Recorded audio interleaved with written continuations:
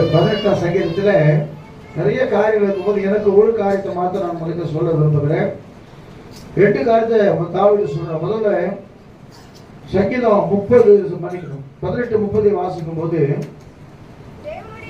தேவனுடைய வழி உத்தமமானது, கர்த்தருடைய வசனம் புடமிடப்பட்டது, தம்மை நம்புகிற அனைவருக்கும் அவர் கேடகமா இருக்கிறார். இல்லையா சொல்லுவோமா? கர்த்தருடைய வசனம் எப்படிப்பட்டதா? தேவனுடைய வழி எப்படிப்பட்டதா? உத்தமமானது. உத்தமமாய் நடக்கிறவன் பத்திரமாய் நடக்கிறான் பைபிள். தேவனுடைய வழி உத்தமமானது. 2வது வசனம் சொல்லுகிறது. அந்த வசனத்தை வாசிக்கும் போது, கர்த்தருடைய வசனம் புடமிடப்பட்டிருக்குது. நல்லா பைபிள் எல்லாருமே படிக்கலாம். ஆனா ஒரு சிலருக்கு தான் அந்த ரகசியம் தெரியும். நீங்க படிக்க படிக்க படிக்க பரிசுத்த ஆவியானவர் உங்களோடு பேசுகிறவராக இருக்கிறார். ஏன்னா